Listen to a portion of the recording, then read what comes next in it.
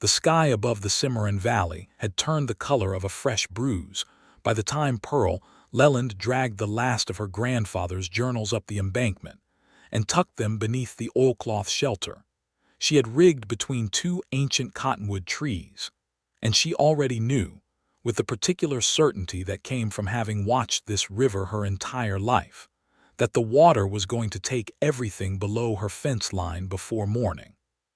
She had known since the night before, when the frogs went silent and the cattle on the far ridge began their slow, anxious drift toward higher ground without anyone driving them. She had known when the Cimarron had that particular copper smell, like old pennies and wet clay, the smell her grandmother used to call the river's warning breath. Pearl Leland did not need anyone to tell her the river was rising. She had been raised by the river, and its moods the way other children were raised by strict fathers in church pews. Still, she had been moving since before dawn, working through the gray half-light with the kind of methodical urgency that came naturally to a woman who had been running the Leland homestead alone for going on 3 years. The livestock were already moved. The chickens protested their relocation to the barn loft with considerable volume but ultimately cooperated. Her 2 horses, Crescent and the old sorrel mare she called Meg, were tied on high ground behind the house. Her food stores, her medicines, her tools, her grandmother's china in its pine crate, her mother's wedding quilt, the journals, the deed to the land, her small cash box with its modest contents, all of it moved, catalogued, secured. Pearl worked with the efficiency of someone who had made these calculations many times in her mind, even when the river was running smooth and low, because that was how you survived alone in the Oklahoma Territory in the spring of 1882. The rain had started in earnest an hour past noon, a steady, determined downfall that turned the red dirt yard into a rust-colored river of its own, and Pearl was on her 3rd trip back to the house for the last of what mattered when she heard hoofbeats on the trail below. She stood in the doorway of her own home, soaked through her work dress, her dark hair plastered flat against her neck, and watched a rider come up the trail at a pace that suggested either desperation or stupidity. The horse, a dark bay with white stockings, was picking its way carefully through the flooding lower trail with more sense than its rider seemed to possess, because the man was leaning forward over the animal's neck and pushing it faster than the footing warranted. Pearl stepped down off the porch and shielded her eyes against the rain with one forearm, watching the rider come closer. She recognized him at a distance of about 40 yards, which surprised her, because Isaiah Merritt was not a man she had spent considerable time observing. He was a neighbor, in the generous frontier sense of the word, meaning he worked a spread about 6 miles northeast that had belonged to the Dutchman called Ritter before Ritter sold it and went back east 3 years ago. Isaiah had bought it and had been working it since, and Pearl had seen him at the trading post in Caldwell twice, at the 4th of July gathering in the summer of 1881, and once at a funeral for old Mrs. Kavanaugh who had homesteaded the creek bottom and died of a fever the previous autumn. Their conversations had been brief and civil. He was a man in his mid-30s with the kind of weathered patience in his face that came from years of making peace with things he could not control, and Pearl had noticed him the way she noticed most things carefully, without advertising the fact. He pulled the bay up short when he saw her standing there in the rain, and the relief that crossed his face was so immediate and unguarded that it gave her a strange feeling in the center of her chest, like the strike of a match in a closed room. "Miss Leland," he called out, his voice raised over the sound of the rain and the distant rushing of the Cimarron, already louder than it should be for 2 o'clock in the afternoon. "The river is rising. It's going to flood. You need to get your things and get to high ground before I know," Pearl said, not unkindly but simply. "I have known since yesterday evening. The livestock are moved. The house contents are secured. I was about to come back for the last of the preserves." He sat on his horse in the rain and stared at her for a moment with an expression that was somewhere between relief and a sheepishness so genuine it made her want to smile. "You already knew," he said. "I already knew." He pushed his wet hat back on his forehead and a small river of water ran off the brim. "You did all of this yourself. Since when?" "Since before light this morning." She turned and went back up the porch steps. "If you are going to stand there in my yard, you might as well help me carry the last of the preserves. They are in the cellar.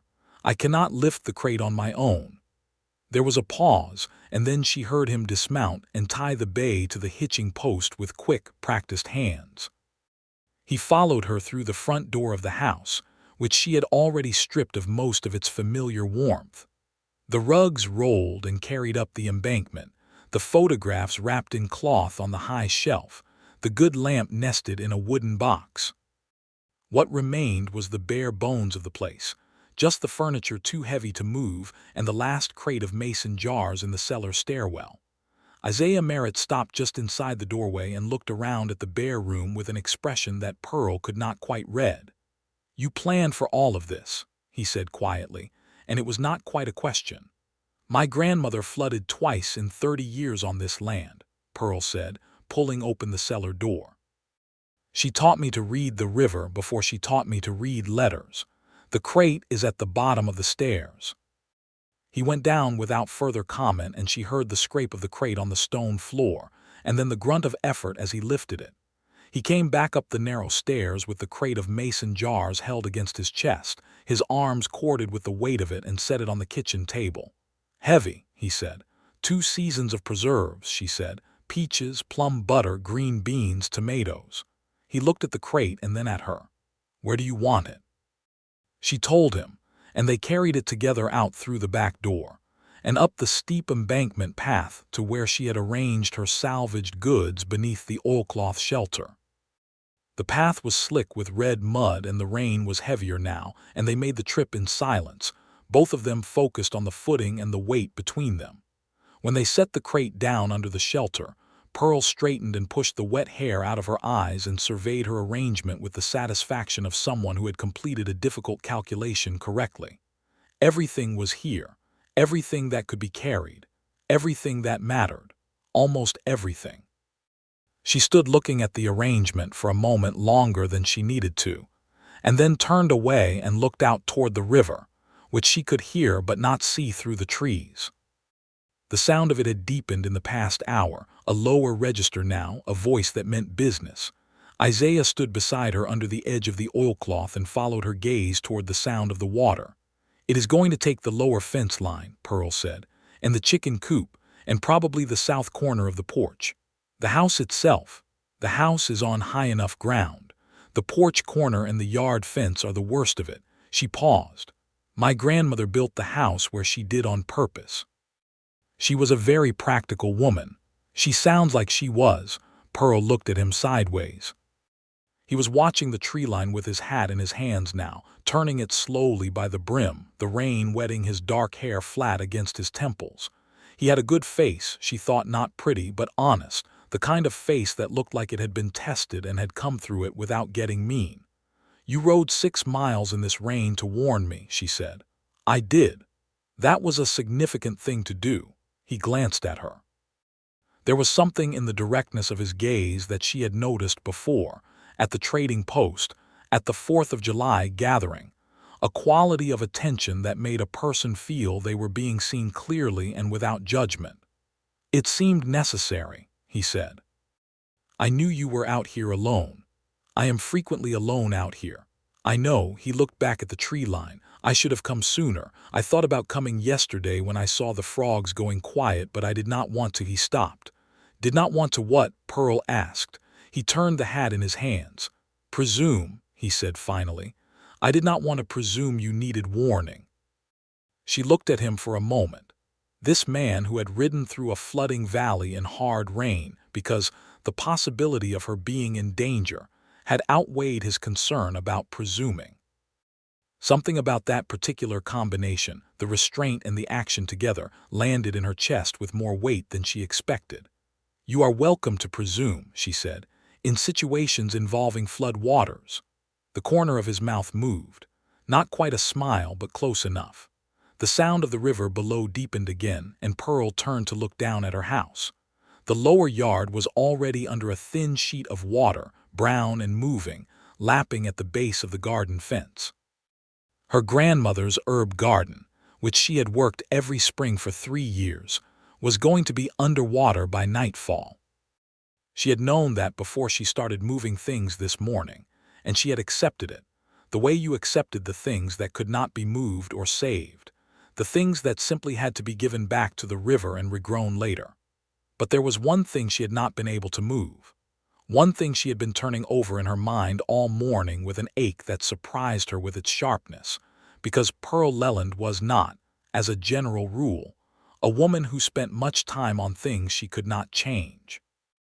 Isaiah had been watching her face, she realized. He was quiet about it, but he was paying attention. "What is it?" he asked. She hesitated. Pearl Leland did not speak freely about the interior of herself. She had been taught by circumstance and necessity to keep her own counsel, to manage her own emotions with the same practical efficiency she managed everything else. But something about standing under a piece of oilcloth in a flooding valley with a man who had ridden 6 miles in the rain to check on her made the usual walls feel somewhat unnecessary. "The rosebush," she said. He looked at her. "My grandmother planted it the year she and my grandfather came to this land," Pearl said. "It is in the lower garden, 40 years old. I could not move it, the roots go too deep, and I do not have the tools to do it properly even if I had the time." She stopped. "It is going to be underwater by morning. Whether it survives, I do not know." He was quiet for a moment, then he said, "What color?" "Deep red," she said. "Almost burgundy. It blooms in May and again in late summer. My grandmother used to cut the blooms and put them in a blue pitcher on the kitchen table." A long silence stretched between them. The rain tapped steadily on the oilcloth above. Below, the sound of the Cimarron was a constant, low roar, now getting closer. "I will come back when the water recedes," Isaiah said, "and we will see if it survived." Pearl turned to look at him and found him looking directly at her with that same quality of straightforward attention. "It may not have survived," she said. "It may not," he agreed, "but we will look." She did not know precisely what to do with the word "we" coming from his mouth, shaped with that quiet certainty. She looked away, back toward the river. "You should not try to ride back in this," she said. "The trail is going to be impassable in another hour." "I know." He looked at the sky, which had gone the color of pewter. "I have supplies in my saddlebag. I can shelter in your barn loft with your horses if you will permit it." Pearl considered this for a moment that was approximately twice as long as the decision actually required. "The barn loft is dry," she said. "There is a lantern on the post. I will bring supper when the worst of the rain eases." He nodded once, the clean nod of a man accepting an arrangement, and turned to go back down the embankment to collect his horse. Pearl stood beneath the oilcloth and watched him pick his way carefully down the muddy slope, and she was aware of something loosening in her chest, some habitual tightness that she had been living with so long she had stopped noticing it was there, the way you stopped noticing the sound of the wind after years of living with it. She pressed one hand flat against her sternum for a moment, as if she could hold the feeling in place long enough to examine it properly, and then she turned back to her salvaged goods and began checking that everything was properly weighted against the wind. The evening moved strangely, the way evenings did when the ordinary order of things had been disrupted.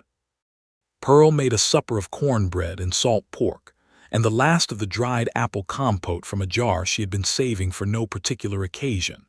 And when the rain softened to a fine, cold mist, she carried it all out to the barn in a covered basket, and climbed the loft ladder to find Isaiah Merritt sitting with his back against a hay bale with the lantern burning beside him, and a small, worn book open in his hands. He looked up at her with the kind of unstartled calm that suggested he had heard her coming, and set the book face down on the hay without marking the page. "What are you reading?" she asked, because it seemed important to know. He showed her the cover, tilting it toward the lantern. "Marcus Aurelius, The Meditations." She looked at him with new interest. "Where did you come by that?" "My mother sent it west with me," he said. "She said I would need it more than a Bible." A pause. "She was probably right about that." Pearl sat down at the top of the ladder with her feet on the top rung and distributed the food, and they ate together in the amber light of the lantern, while the rain tapped gently on the barn roof, and the river roared distantly in the dark below. And she thought, not for the first time that evening, that this was a peculiar and unexpectedly comfortable situation. "What made you come to the territory?" she asked, handing him the cornbread wrapped in cloth. He was quiet for a moment in the way of someone deciding how much of the truth to offer. "I was in Kansas before this," he said. "Dodge City for a time. I worked cattle drives. I made some choices that I needed distance from. Not criminal choices," he added, meeting her eyes. "Just choices that had consequences I needed to think clearly about, and I could not think clearly in a city." "What kind of choices?" Pearl asked. He looked at her with an expression that assessed whether the question was casual or genuine. She looked back at him with the steady directness that was one of her most recognizable characteristics, and apparently he decided the question was genuine. "I was engaged to be married," he said, 3 years ago. She was a woman from a good family in Wichita. The engagement ended when she decided, correctly, that I was more interested in the kind of life that required open land than the kind of life her family had planned for us. He paused. It was not anyone's fault. But it was a clarifying experience. I needed to understand what I actually wanted before I made any more promises to anyone. The lantern flame moved in a small draft from the barn wall, and the shadows shifted. "And what do you want?" Pearl asked. He looked at her steadily. "This," he said, and gestured with one hand at nothing in particular, the barn, the rain, the valley below. "Something that is mine, land I can understand, work that means something." He paused. "Good company when the river rises." Pearl looked at him for a moment and then smiled, and it was the kind of smile that happened before she could decide whether to allow it. "Good company," she repeated. "Present company inclusive," he said, and there was something in his voice that was neither flirtatious nor casual, but something more deliberate than either. She looked away first, back toward the barn door where the rain moved in gray curtains past the opening. "My grandmother came to this land before it was the Oklahoma Territory," she said. "Before the land runs. She and my grandfather came down from Kansas when this was still unorganized territory, just Indian land and sky and the river. They built this place from nothing. She outlived him by 20 years and worked this land herself until she died, and she left it to me because my mother had already gone east and wanted no part of it." "And you wanted it," Isaiah said. "It was not a question." "I wanted it before I knew I wanted it," Pearl said. "I grew up here. This land is in my bones. The river is in my blood." She paused. "My grandmother used to say the land does not belong to us, we belong to the land. I never fully understood it until I had to fight to keep it." "How long have you been fighting to keep it?" "Since my grandmother died 3 years ago," Pearl said. "There are men in Caldwell who believe a woman alone cannot hold a homestead. They have been waiting for me to fail." She said it without bitterness, just as a statement of the terrain she navigated. "I have not failed yet." "You will not," he said, with a quiet certainty that surprised her with its firmness. She looked at him. "The woman who planned today's operation," he said, "does not fail." Pearl was quiet for a moment. Then she said, "You are very sure of someone you barely know." "I am learning quickly," he said. The rain intensified briefly, drumming on the barn roof, and both of them looked up instinctively at the sound. Below in the barn, Crescent shifted and blew out a long breath, and Meg nickered softly in the dark. "You should sleep," Pearl said. "Tomorrow will require work." "What about you?" "I will sleep in the house. The house is fine." She gathered the remains of the meal back into the basket. "The flooding will be at its worst around midnight, I expect. By morning, the water should be pulling back." She was at the top of the ladder when he said her name. Not Miss Leland, just Pearl, and it landed on her like the first touch of sun after a cold night, brief and unexpected and warm. She looked back at him over her shoulder. "Thank you," he said, "for the supper, and for," he stopped, seemed to reconsider, "for not sending me away." She regarded him for a moment in the lantern light, this man with his honest face and his meditations and the particular quality of attention he brought to everything around him. "I will see you in the morning," she said. When the water goes down, we will go look at the rosebush." She descended the ladder before he could say anything more, and walked back through the misting rain to her house, and sat at her bare kitchen table in the candlelight with the sound of the river below, and thought about the way he had said her name, and decided, with the pragmatic self-honesty that governed her inner life, that she was in considerable danger of this man. She went asleep thinking about him, which was not something she had done with anyone in longer than she cared to examine. The flooding was at its peak just after midnight, as she had predicted, and Pearl lay awake listening to it, the deep, rushing voice of the Cimarron asserting its ancient rights over the low ground, taking back what it considered its own. She did not need to go out and look. She could hear the precise stage of it in the darkness, the current running thick through her lower yard, the fence boards cracking and floating free, the water moving up toward the porch corner and licking at the base of the south wall before, inch by inch, the hours tilting past 1 and 2 and 3 in the morning. It began to ease. She lay on her cot in her grandmother's bedroom, which was the high end of the house, and listened to the river's conversation with her land, and gave it what it was owed without grief. At 4 in the morning she fell asleep, and slept until the gray light came through the east window, and the birds started their morning argument in the cottonwoods. She rose and washed her face and put her hair up and pulled on her work boots and went outside. The yard was a landscape of wet red mud and river debris, branches and dried grass, and the particular detritus the Cimarron always left behind, a kind of signature. The south corner of the porch was as damaged as she had predicted, 2 boards sheared away cleanly, the porch post still standing but tilted. The yard fence was mostly gone.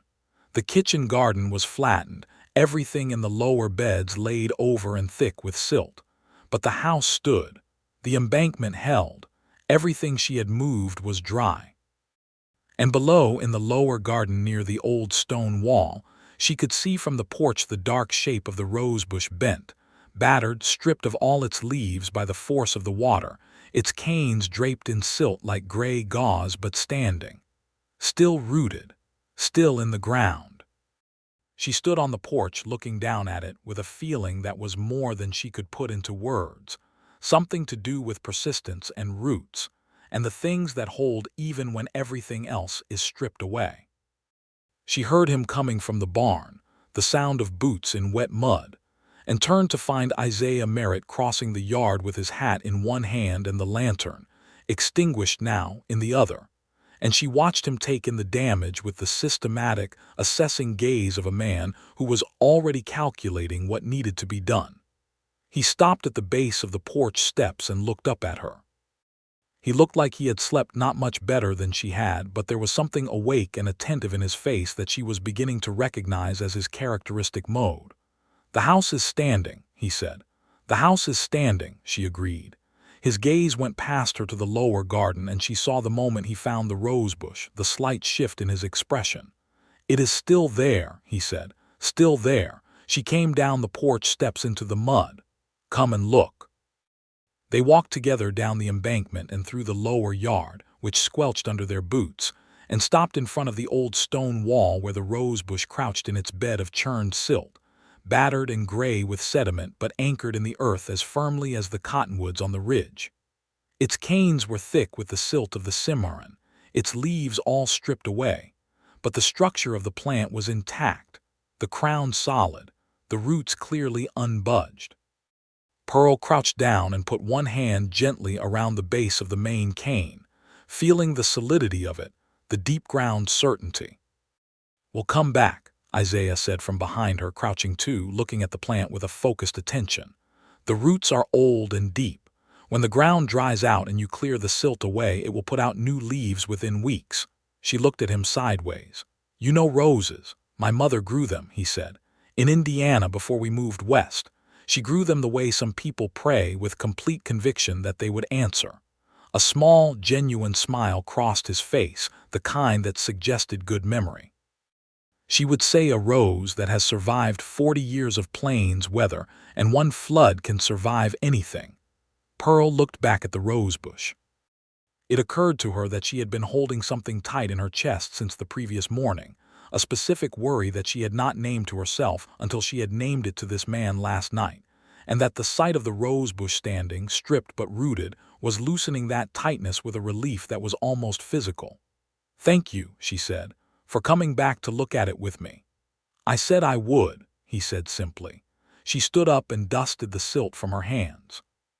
He stood too, and they faced each other in the muddy lower garden with the ruined beds around them, and the Cimarron still running high and brown through the trees below, and the morning light coming sideways across the valley in long gold bars. And Pearl thought, with the clarity that sometimes came at the end of long, difficult nights, that she had been alone on this land for 3 years with her practical efficiency and her self-reliance and her refusal to need anyone, and that the weight of it was real. Even if she had stopped noticing it in the same way she had stopped noticing the wind. "I need to go into Caldwell tomorrow," she said, "for lumber to fix the porch, and new fence posts." She paused. "If you are heading that way, I would not object to company on the road." The morning light moved across his face. "I was planning to go on Wednesday," he said. "I need to check in with the land office and get some wire." "Wednesday suits me," Pearl said. And that was the beginning of it, though neither of them would have called it that yet, not out loud. Isaiah spent most of that day helping her clear the lower yard, hauling river debris, raking the silt from the garden beds, assessing the fence damage, helping her prop the tilted porch post temporarily upright with a length of timber until proper repair could be done. They worked side by side from mid-morning until the light started to thin in the late afternoon, and Pearl discovered that working alongside him had a quality she had forgotten was possible, a kind of ease that came from someone who worked at a similar pace and did not require direction or conversation to simply apply himself to what needed to be done. At midday she made coffee on the kitchen stove, and they sat on the undamaged end of the porch and drank it.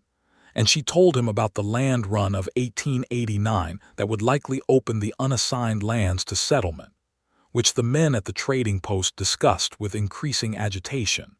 And he listened with the careful attention he brought to everything, and said that he thought the territory was going to change faster than most people were ready for, and that land like hers, with water and established homestead improvements, was going to be worth considerably more in 10 years than it was now. "The men in Caldwell who want me to fail," she said, "would like to buy me out. There have been 2 offers." "How low were they?" "Insultingly so," she said. "A man named Bowden, he runs a large cattle operation east of town. He has made it his particular project to acquire small homesteads along the river. He has gotten 3 others in the past 2 years. Isaiah's expression was quiet and attentive. "Has he been threatening?" "Not overtly," Pearl said. "He is too careful for that. His methods are subtler. He lets things be difficult. He has influence at the trading post. Twice I have found that the supplies I ordered had been sold to someone else by the time I arrived to collect them. Small things, the kind of things you cannot prove." "And the men at the land office?" "They are polite," she said, with a precision that communicated the full inadequacy of politeness in the face of systematic pressure. "They do not openly assist Bowden, but neither do they go out of their way in the other direction." Isaiah was quiet for a moment, looking out across the valley. "When you go to Caldwell Wednesday," he said, "I will come with you to the land office and you can point out your deed markers to me. If there is anyone in town who needs to understand that your claim is known and witnessed by a neighboring landowner, it would be useful to make that visible." Pearl looked at him. It was a practical and straightforward offer, the kind that did not dress itself up as rescue or heroism, and she appreciated both the offer and the way it was made. "You would do that," she said. "Your land borders mine on the southwest corner," he said. "Your title is secure, and your presence here is an asset to the whole valley. It is entirely sensible for a neighboring landowner to say so." She smiled at him over her coffee cup. He met the smile with one of his own, slower and warmer than the brief one she had seen so far, and she looked away toward the river because the steadiness of his gaze when he smiled was doing something to her composure that she was not entirely prepared to manage on the porch in the afternoon light.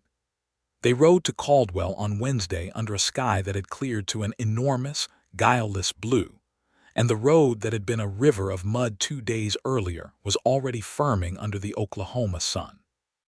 Pearl rode Crescent, who had recovered his composure after the disruption of the flood with the equine pragmatism of a horse that had been through worse, and Isaiah rode his bay, whose name, she had learned, was Grant, a fact that made her laugh when he told her. "After Ulysses," she said. "My father was a Union soldier," he said. "He named everything after Grant for about 5 years after the war. We had a Grant the dog and a Grant the mule and Grant the cow before my mother put a stop to it." Pearl laughed again, and it occurred to her that she had laughed more in the past 2 days than she had in the preceding 2 months, which was worth noticing. In Caldwell, they went to the lumber yard first, and Pearl conducted her business there with the economy and precision of someone who knew exactly what she needed and would not be talked into purchasing more or less. The lumber yard owner, a broad man named Caulfield, was pleasant to her in Isaiah's presence in a way that she noted privately was somewhat improved from his usual manner when she came alone. She did not say anything about this to Isaiah, but she filed it away in the precise record-keeping system of her mind. At the trading post, she placed her supply order and was pleased to find it ready as requested, and the proprietor's wife, a sharp-eyed woman named Mrs. Holt, who had always been straightforwardly decent to Pearl regardless of Bowden's influence, packed the order herself and added an extra pound of coffee with a wink that Pearl chose to interpret as general goodwill. The land office was a narrow, warm room that smelled of pipe tobacco and old paper, and the man behind the counter, a clerk named Ferris with ink-stained fingers, looked up when Pearl came in, and then looked at Isaiah Merritt standing at her shoulder with the measured expression of a man recalibrating his approach. Pearl laid her deed on the counter and said she was there to verify her recorded acreage following the flood and confirm the current status of her claim, and Ferris went through the motions of confirming it with an attentiveness he did not always demonstrate, and Isaiah stood beside her at the counter and asked 2 very specific and knowledgeable questions about the survey markers on the southwest corner of her property, citing his own acreage correctly. And the implicit message was precisely as clear and useful as he had said it would be. When they came out of the land office into the bright Caldwell Street, Pearl looked at him sideways and said, "That was effective, was it?" He said with an innocence so perfectly calibrated that she knew he was teasing her. "You know it was," she said. They were walking their horses down the main street when a man stepped off the boardwalk in front of them. He was built like a courthouse, broad, solid, expensively dressed by local standards, with a gray hat and gray eyes that matched the hat, and a quality of assurance that came from having gotten his way for a long time. Pearl stopped. Isaiah stopped a half-step later. "Miss Leland," the man said, touching the brim of his hat. His gaze went briefly to Isaiah with the assessing flatness of a man who made quick calculations. "I heard about the flooding on your section."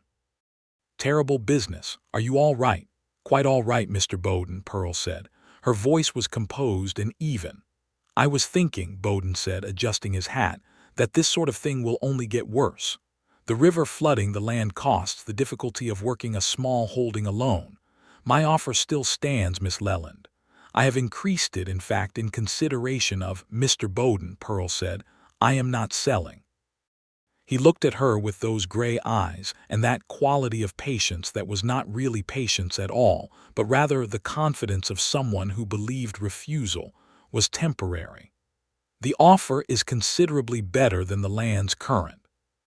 "My land," Pearl said, with a clarity so sharp it cut through the street noise, "has been in my family for 40 years. It will be in my family for 40 more. I am not interested in your offers, increased or otherwise." Bowden's gaze moved to Isaiah again. "And who are you?" "Isaiah Merritt," Isaiah said. "I hold the former Ritter spread to the northeast. Miss Leland's land borders mine. We are neighbors." He said it with perfect ease. No aggression, no posturing, just the calm statement of fact from a man who had no reason to be anything other than calm. Bowden looked between them for a moment with the gray eyes doing their calculating work, and then he nodded once with the tight-lipped courtesy of someone revising a plan. "Mr. Merritt," he said. "Miss Leland." He touched his hat again and moved on down the boardwalk with the unhurried pace of a man who believed time was his ally. Pearl watched him go with steady, level eyes and then exhaled slowly through her nose. "He will not stop," she said quietly. "No," Isaiah agreed. "But you knew that." "Yes." She started walking again, and he fell in beside her, their horses trailing. "He has been working this territory for 4 years, and he does not understand women who say no and mean it." She paused, "But he will learn." Isaiah was quiet for a moment, then he said, "You handle him better than most men handle him." "I have had practice," she said, and then after a beat, "Also, I am not afraid of him." "No," Isaiah said with something warm and unhidden in his voice. "You are not." They stopped to eat at the boarding house where Mrs. Holt's sister served meals, and sat across from each other at a table in the corner. And the conversation moved through the afternoon with the natural ease of people who have worked together and found each other's rhythms and begun to enjoy the particular texture of each other's company. Isaiah told her about Indiana and his parents. His father, the Union veteran who named things after Grant. His mother who grew roses and sent Marcus Aurelius west with her youngest son. And Pearl told him about her grandmother, the formidable Adela Leland, who had driven a wagon from Kansas to Indian Territory at the age of 38 with a husband, a crate of rose cuttings, and a profound conviction that the land by the Cimarron was the place she was meant to be. "She sounds extraordinary," Isaiah said. "She was difficult," Pearl said, "and honest and stubborn and occasionally impossible." She smiled. "I am told I take after her." He looked at her across the table with a warmth in his eyes that he did not try to conceal. "I can see that," he said. "I mean it as a compliment." "I know you do," Pearl said. They rode home in the late afternoon with the lumber tied across Crescent's back and the supplies in the saddlebags, and the road stretched out ahead of them in the long golden light, and they rode easy, not hurrying, the horses comfortable with each other the way horses became after time together. At the fork in the road where his trail went northeast and hers went southwest, they slowed and stopped, and the moment had the particular quality of moments that require something to be said, and in which what is said or not said actually matters. Isaiah held Grant in with an easy hand and looked at her in the evening light. "Sunday," he said. "If you have no other plans, I would like to come by and help you reset the fence posts. I have a post hole digger and an extra set of hands that seem to be at liberty." Pearl looked at him. "That is a significant offer." "I am finding," he said, "that I am interested in significant offers." She held his gaze for a moment. "Sunday," she said. "Come at first light. I will make breakfast." He touched the brim of his hat with 2 fingers, a small, clean gesture, and she turned Crescent down her trail and rode without looking back, though she was aware, with the particular sensory acuity of someone paying close attention, of the sound of his horse's hoofbeats going the other way for longer than was entirely necessary to simply hear. She made breakfast on Sunday and he came at first light, and they worked the fence posts together all morning in the warming spring sun, and ate midday in the yard, and worked the afternoon on the porch repair. And when the sun started down, he did not immediately go, and she did not immediately suggest he should. And they sat on the repaired porch, and she told him about the first spring she had been here alone, how the land had felt both enormous and entirely familiar, how she had moved through it with the strange doubled consciousness of grief and rightness, her grandmother 3 months in the ground and the land grieving with her, but also simply being what it was, constant and indifferent. And beautiful. He listened to all of it. He did not try to find the lesson in it or the comfort, he just listened, and it was the listening itself that was the comfort, and Pearl was aware of it with a clarity that was slightly alarming. He came back the following Sunday, and the one after that. By the fourth Sunday, they were not pretending to each other that the Sunday visits were primarily about fence posts. He brought her a book from Caldwell, a collection of poetry, Whitman, which he had found at the dry goods store and bought without overthinking it. He said, except that he had thought about it quite a lot and just did not want to say so. Pearl took the book and ran her thumb over the cover and then looked at him with the steadiness that was one of her most disarming qualities and said, "I like Whitman. He understood how large things are." "He did," Isaiah agreed. "You understood that I would like him," she said. "I thought it was probable," he said carefully. "That is a very careful way of saying you know me," she said. "I am becoming careful," he said, "because the subject feels important and I do not want to get it wrong." The evening birds were starting in the cottonwoods. The Cimarron was running quiet and silver through the trees below, all its violence of 3 weeks ago replaced with this particular sweetness, the sound of it in the evening like music. Pearl set the book of poetry on the porch railing and turned to face him directly in the declining light. She was a woman who believed in clarity. She had believed in it her whole adult life, partly because her grandmother had modeled it and partly because she had learned in the years of managing this land alone that indirectness wasted time and time was not something to waste. "Isaiah," she said. He looked at her. "I would like you to stop being careful," she said. Something moved in his face, a shift, a release, like the moment when a river crests and the water starts to find its level. He looked at her in the long evening light with an expression that was finally, completely unguarded, and she could see in it everything he had been not quite saying for 4 Sundays. "Is that an invitation," he said, "or a general instruction?" "Both," she said. He reached out and took her hand. His hand was warm and work-roughened and steady, and his fingers folded around hers with a gentleness that was also entirely firm, as if holding her hand was something he intended to do and had considered carefully, and was now doing with full conviction. Pearl looked down at their joined hands for a moment, this small and enormous thing, and then looked up at him. "I have been trying to be measured about this," he said, "because you are a person who deserves to be approached with respect, and I did not want to come at you with something you were not ready for." "I appreciate that," she said. "I have been waiting for you to stop approaching and arrive." He laughed, and it was the best laugh she had heard in a long time, full and genuine and slightly surprised by itself, the laugh of a man who was happy and had not quite expected to be. He drew her closer with the hand holding hers, and she let herself be drawn, and when he kissed her, it was with the quality of someone who had thought about it long enough to do it well, unhurried and sure and warm. The way the evening light was warm, the way the valley was warm at the end of a spring day, and Pearl's hand came up and rested against the front of his shirt over the steady beat of his heart, and she thought, with the clarity that good things sometimes brought, yes, this is what was missing.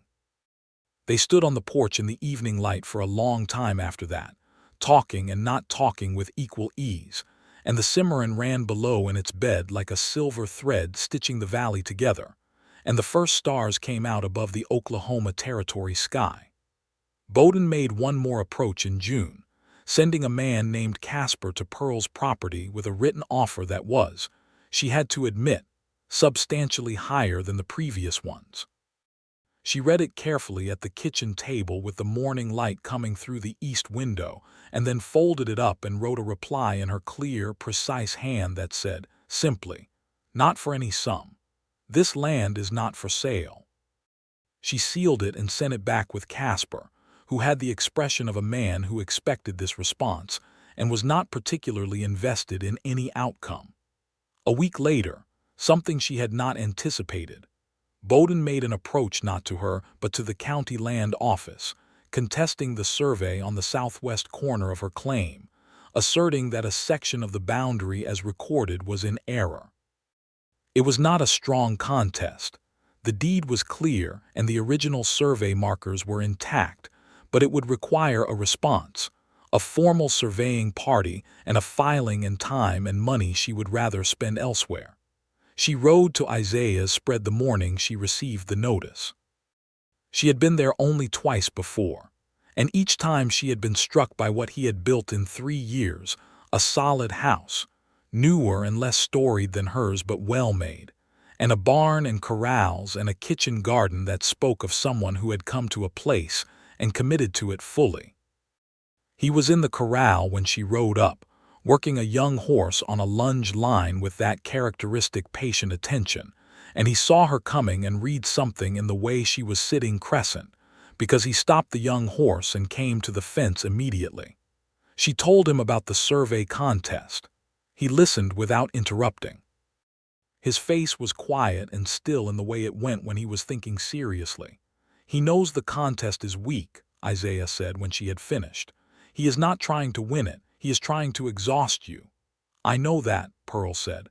"Then here is what I think," he said, resting his forearms on the fence rail and looking up at her on crescent. "I think we file the response together. My survey data on the northeast border of my land, which shares your southwest corner, will corroborate your original survey precisely. It removes any ambiguity, and it means he is not contesting one landowner but two, and contesting me means contesting a veteran of 2 cattle drives and 3 years of established residency with clean records at every land office between here and Abilene." He paused. "He will drop it." Pearl looked at him from Crescent's back. "You have records in Abilene." "I have been thorough," he said. "I told you I was interested in significant things." She smiled at him from the back of her horse in the June morning. "You are very useful," she said. "I am very motivated," he said, and the way he said it made the practical statement into something more than practical. They filed the joint response the following week in Caldwell, and Bowden dropped the contest within 30 days. He did not make another approach to Pearl Leland's property or offer or contest after that. Whether it was the joint filing, or the conversations that Isaiah had quietly and without drama in Caldwell's various establishments with the men who held various kinds of local influence, Pearl could not say precisely, and Isaiah did not volunteer the details. But Bowden's gray eyes found other horizons, and the quiet daily pressure that had made Pearl's 3 years of solitary tenure harder than they needed to be eased like a river after a flood, leaving the ground clear and newly washed. On a Friday evening in late July, Isaiah took her to see the sunset from the high ridge on the north end of his property, a limestone shelf that jutted out over the valley with an unobstructed view from the Cimarron Silver Curve in the south to the dark blue of the distant hills in the north, and stood beside her on the limestone with the orange and rose of the sky spreading out over the territory, and said something he had clearly been constructing for a while. "Pearl," he said. "Yes," she said. "I came to this territory looking for something I could not name," he said. "I told myself it was the land, and the land is part of it." He looked out at the valley below, and then at her, and his face had the quality of complete openness that she had come to recognize as his most essential characteristic, the thing beneath the quiet and the patience. "But what I found here is you, and I would very much like to stop being a neighbor 6 miles northeast and become something closer." Pearl looked at the valley spread below them in the sunset. She thought about her grandmother, who had driven a wagon into this territory alone and built something lasting. She thought about the rosebush, stripped bare by the river and returning in full fierce bloom in the weeks since the flood, the dark red flowers opening one by one until the whole plant was covered in them. She thought about 3 years of being entirely alone on this land and what it had cost her and what it had given her, and what the past months had been, the specific warmth of a person beside her who moved at her pace and paid attention and was not afraid of her competence, or put off by her directness or interested in anything from her except exactly who she was. She turned to him. "Isaiah," she said, "I am going to tell you something that I have not said to a person in a long time." He waited. "I am happy," she said. "When you are here I am happy, and I would like that to be permanent."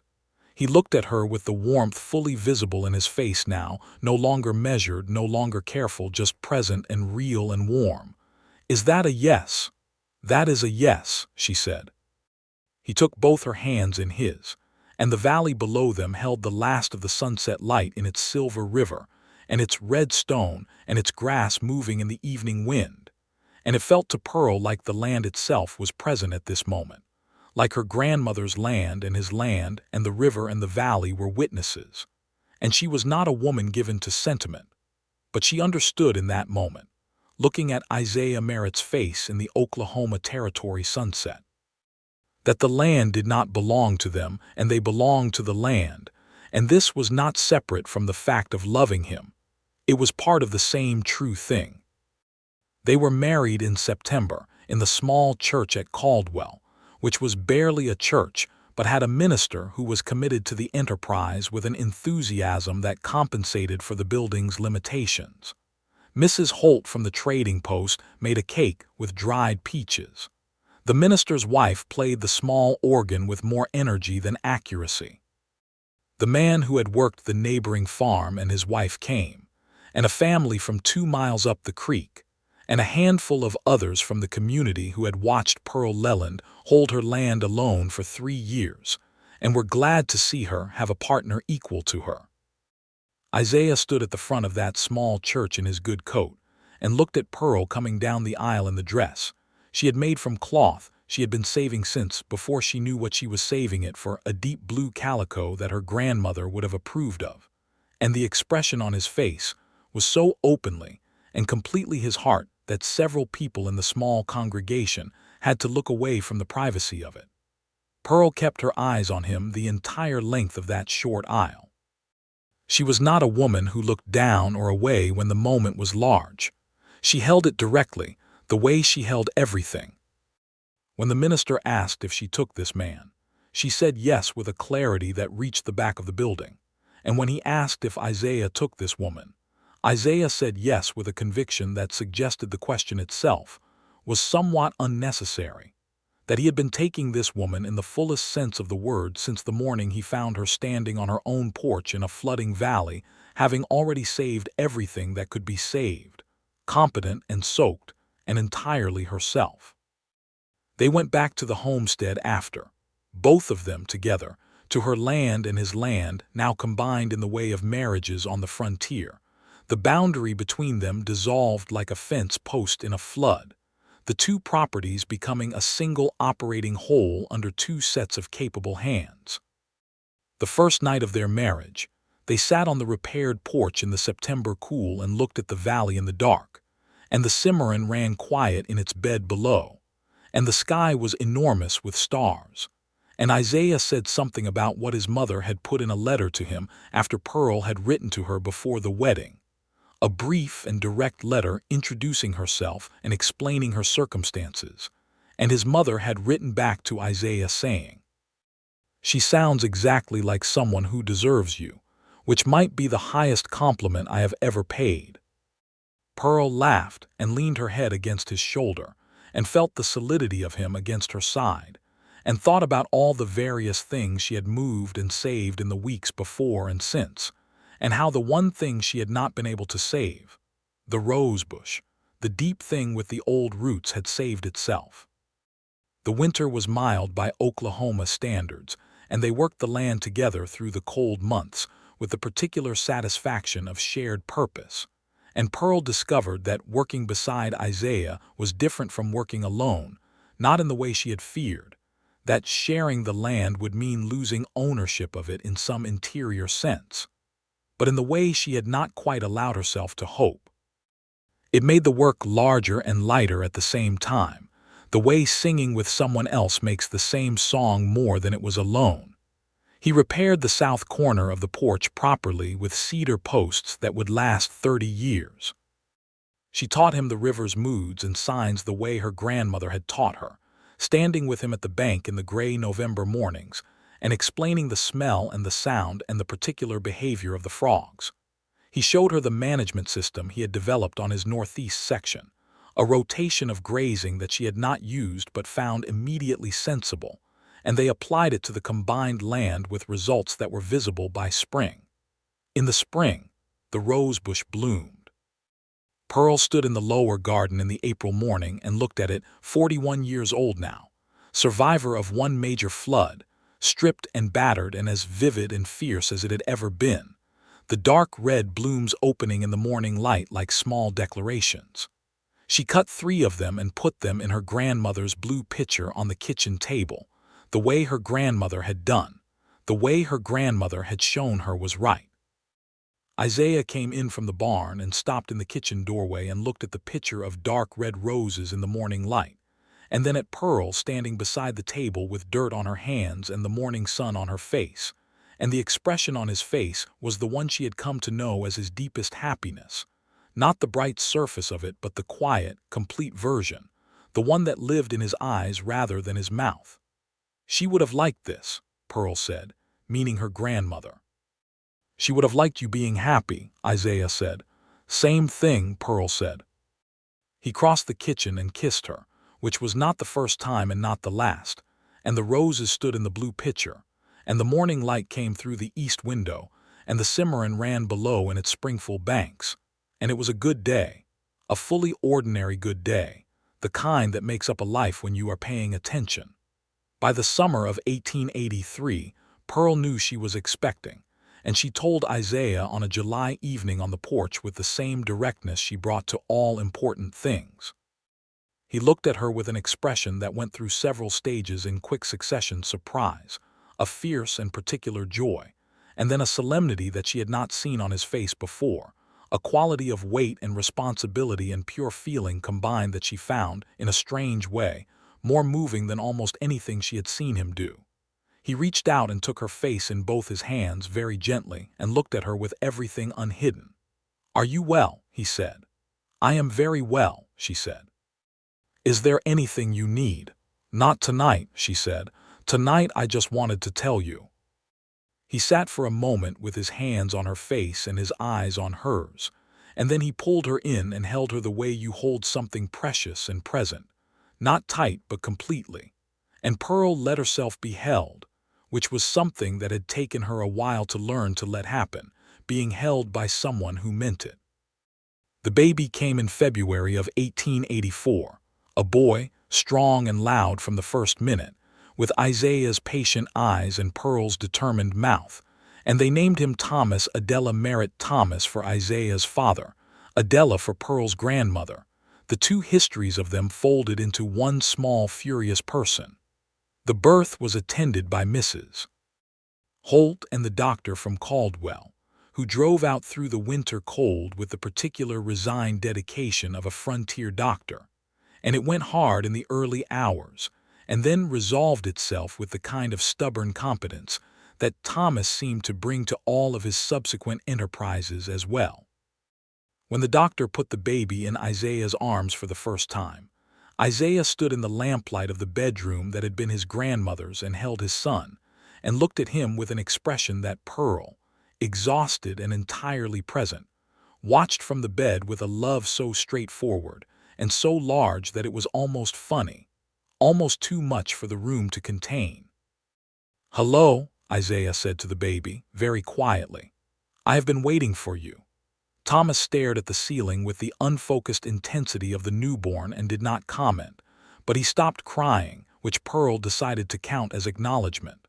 The spring of 1884 was generous, and the summer even more so, and the Merritt homestead on the Cimarron produced its best yield in the 3 years since Pearl had held it. The combined land was working well, the cattle were healthy, the kitchen garden was larger than Pearl had kept it alone, and she preserved enough through the summer to feel genuinely comfortable about the winter for the first time in years. Thomas grew with the same relentless efficiency he had brought to his entrance, sitting up, crawling, attempting to pull himself upright using the legs of the kitchen table, and Pearl watched him in the mornings from the window while she worked and thought, not for the first time, that this was the fullness she had not quite been able to imagine for herself. Not because she had not wanted it, but because wanting it had felt, in the solitary years, too much like a vulnerability. It was not a vulnerability. That was the thing her grandmother had known, and had never quite been able to say to her young granddaughter in terms plain enough to be heard.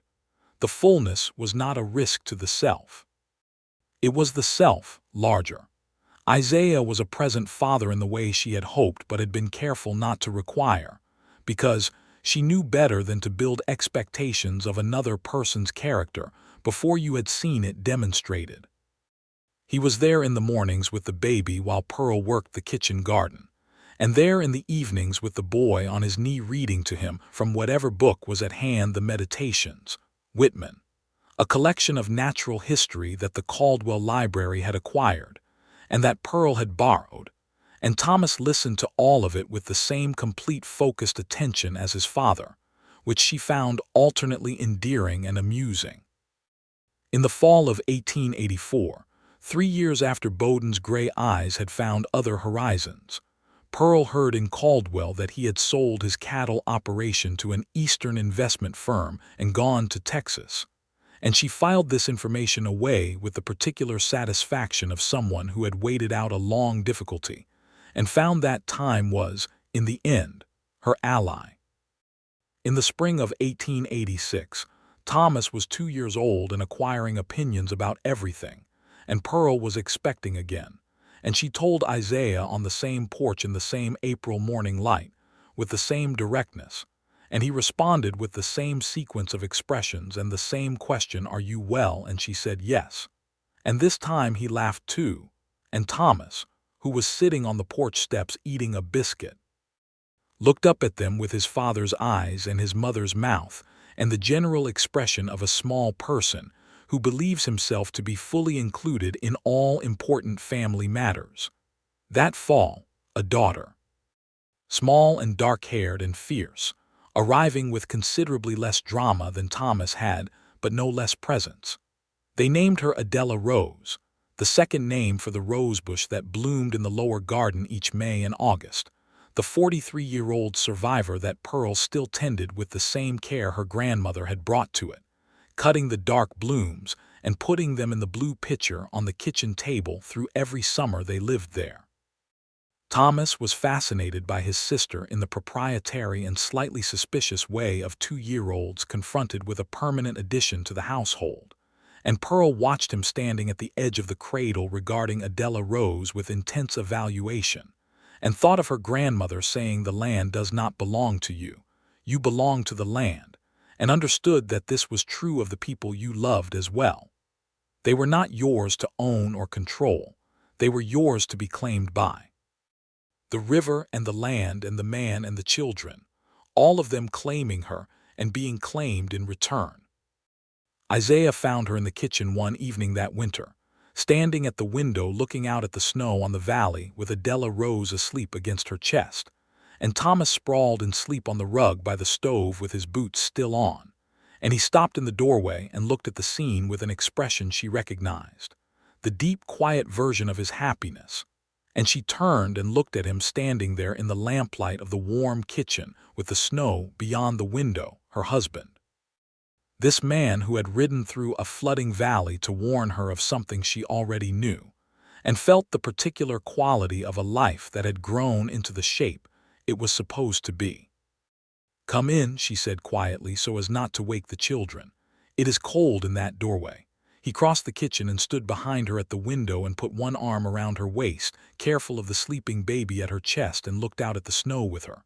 "I have been thinking," he said quietly. "About what?" "About how little I knew," he said, "when I bought the Ritter spread, about what I was actually riding toward." He paused. "I thought I was looking for land. I was looking for this." Pearl leaned back against him slightly. "You could not have known," she said. "You had to arrive to find out." "I know," he said. "I am glad I arrived."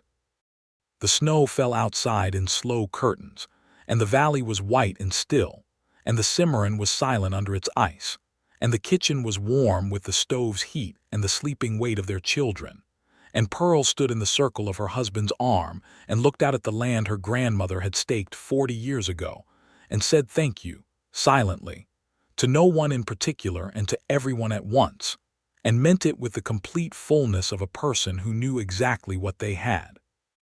The years that followed were the years of the Oklahoma Territory becoming what it was becoming. The land rush of 1889 came like a shot fired across the sky, and the territory changed around the Merritt homestead in ways that Pearl had anticipated and ways she had not. New settlers poured into the surrounding lands and Caldwell grew, and the road that had once been a muddy track became a proper thoroughfare, and the trading post became a general store, and then a second general store, and a lawyer's office opened, and a schoolhouse was built 4 miles from their property. Thomas, at 5 years old, was among the first children enrolled in that schoolhouse, and Adela Rose followed 3 years later, and Pearl rode out with them on their first mornings with the particular combination of pride and protectiveness that she had learned was the basic condition of parenthood, the willingness to send the things you loved most out into a world that was not always kind, because you knew that the keeping of them required the letting go. The land rush brought its complications to the valley as well. New neighbors, some good and some difficult, and disputes over fence lines and water rights that the old settlers had handled informally for years, and that now required formal processes, and a lawyer from Caldwell, and several frustrating afternoons at the county seat. Isaiah handled the legal side of these things with the same methodical competence he brought to everything, and Pearl handled the direct neighbor negotiations, because she had a talent for looking a person in the eye and making the situation clear that had not diminished with the years. They had one more child, born in the summer of 1890 when Thomas was 6, and Adela Rose was 4, a boy they named Henry, for reasons that were both clear and sentimental, Henry being the name of Pearl's grandfather who had come to this land in the first place. Henry came into the world with the same robust assertion as his brother and the same quiet attentiveness as his father, and Pearl looked at him in the first hours of his life and felt the familiar, overwhelming recognition. "You," she thought, "I know you. I have been waiting for you," and held him while Isaiah sat on the edge of the bed with Thomas leaning against his arm and Adela Rose standing at the bedside with her dark eyes wide and solemn. And the family that the Cimarron Valley had made possible was complete. That autumn, Pearl planted 3 new rose cuttings from the old bush in the lower garden, propagating it the way her grandmother had taught her, and they rooted through the winter and came up the following spring with the same dark red blooms, smaller and newer but carrying the same genes, the same deep root impulse, the 40-year-old plant sending itself forward into the future through its cuttings, the way Pearl's grandmother had sent herself forward through Pearl and Pearl through her children. One of those cuttings Pearl gave to Mrs. Holt, who had been quietly, consistently decent to her through all the hard years, and who received it with a pleasure so genuine it was almost startling. One she planted in the corner of the kitchen garden where it could be seen from the east window. The third she kept in the lower bed beside the mother plant, so that there were now 2 dark red rose bushes growing where one had survived the flood of 1882, the original and its offspring, growing together against the old stone wall. In the spring of 1892, Isaiah was elected to the newly formed County Water Board, which managed the rights and responsibilities of the Cimarron Valley landowners, and Pearl watched him go to his first meeting, with the quiet satisfaction of seeing a person recognized for what they were. He was good at the board work, patient, thorough, genuinely interested in solutions that worked for all parties rather than in winning, and the other landowners recognized these qualities in him with the speed of people who were tired of men who wanted to win. Pearl continued to work the homestead with the same methodical attentiveness she had always brought to it, and the children grew with the particular vigor of children who are loved without being softened, who are expected to work and taught to read, and told the truth about the world while also being held firmly and completely within the fact of being wanted. On a May afternoon when Thomas was 8 and Adela Rose was 6 and Henry was 2, Pearl took all 3 of them down to the lower garden to see the rosebush blooming, and crouched down beside it the way she had crouched 10 years before in the aftermath of the flood, and showed her children the base of the plant, the thick old canes, the depth of the root crown. "Your great-great-grandmother planted this," she said, 49 years ago, before any of the things you know about this land existed. Before the house was standing. She brought a cutting all the way from Kansas in a canvas sack with wet soil around the roots, and she planted it here, and it has bloomed every year since. Adela Rose crouched beside her mother and touched the base of a cane with one careful finger. "Even during the flood?" she asked. "Even during the flood," Pearl said. "The flood stripped every leaf and buried it in silt, and we thought we had lost it, but the roots were too deep." "What happened?" Thomas asked. "It came back," Pearl said. "When the water went down and the ground dried, it put out new leaves and bloomed that same summer." She looked at her children. "Some things hold, because their roots are deep enough that nothing on the surface can pull them out." Henry, who was 2 and understood approximately half of this, selected a stick from the garden bed and began conducting an investigation of an unrelated nature nearby. And Thomas looked at the rosebush with the focused seriousness of an 8-year-old doing real thinking, and Adela Rose looked at her mother. "Is that why we are here?" Adela Rose said. "Because the roots are deep." Pearl looked at her daughter, this small, fierce, dark-haired person who was 6 years old and had already asked questions that stopped conversations. "Yes," she said, "that is exactly why." That evening, when the children were in bed and the house was quiet, Pearl and Isaiah sat on the porch in the May dark with the smell of the rosebush drifting up from the lower garden and the Cimarron running silver below. It was the same porch, repaired and re-repaired in the years since the flood, the cedar posts now weathered to the color of an old barn but solid. The south corner she had predicted the river would take rebuilt 3 times over and standing firm.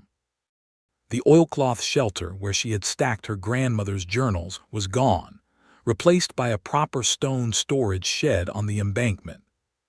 The house behind them was fuller and more worn than it had been in 1882, marked by the years of use and love.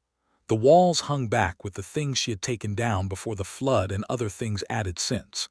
Isaiah's surveying maps and the children's drawings, and the photograph of the wedding in its frame and her grandmother's photograph in the place it had always been. The sharp-eyed woman looking out from the prairie with the expression Pearl had been told repeatedly was her own inheritance. "Adela Rose asked me today," Pearl said, "why we are here." "What did you tell her?" Isaiah said. "I told her the roots were deep enough to hold through anything." He was quiet for a moment. "That is the right answer." "I thought so." She looked out at the dark valley. The stars were out in force the way they were in May, the sky enormous and closed the way it only was in the territory, no city light to thin it out. "I keep thinking about my grandmother," she said. "She came to this land alone, or nearly so. She built something from nothing, and she never doubted it. She never thought she might have been wrong about this place." "Were you ever tempted to doubt it?" he said.